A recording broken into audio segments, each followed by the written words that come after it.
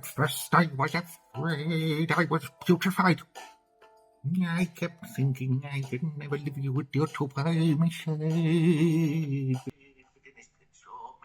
Hello, and welcome back to Poetry Corner. Let me just turn off that rather strange chap. You join me this week in my laboratory. Notice the bottles of ointment, which help me to write poetry when I feel like writing poetry.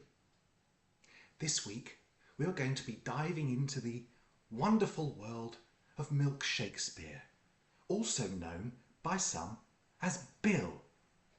Now, of course, if you were alive during Elizabeth I's Regina, then you would have said such things as, "Hey, play Bill!" And that is where the term playbill comes from in the theatre. Now, of course, there are some sceptics and philosophers out there who think that Bill Milk Shakespeare doesn't really exist and was never a real person. Well, if you're one of those people, there is some proof out there, and I'm going to freeze frame now while that proof is projected onto the screen for your delight.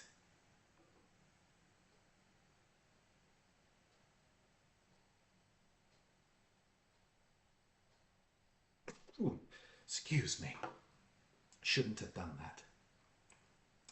Now, the following reading is from one of his most famous plays and from his cigar series of plays. It's called Hamlet.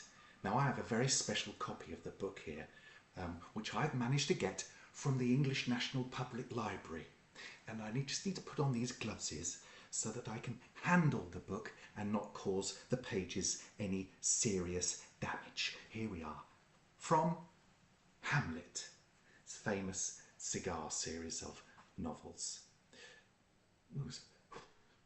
I might have to run that under hot water later. Never mind anyway. So I'm going to be reading from Hamlet, very special part of his cigar series. The following speech is very important for people's mental health and anxiety, traditionally performed using a cigar, of course. Now, I don't condone any smoking in any way, shape or form, so instead of a cigar, I'm going to use my pipe.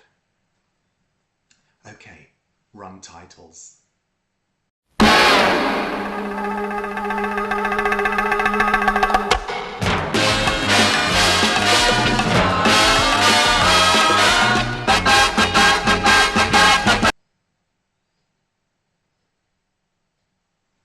Hamlet. To be or not to be, that is the question.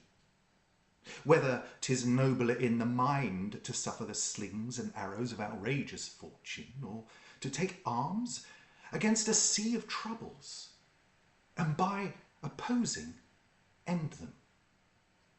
To die, to sleep, the heartache and the thousand natural shocks that flesh is heir to. 'Tis a consummation, devoutly to be wished, to die, to sleep, perchance to dream.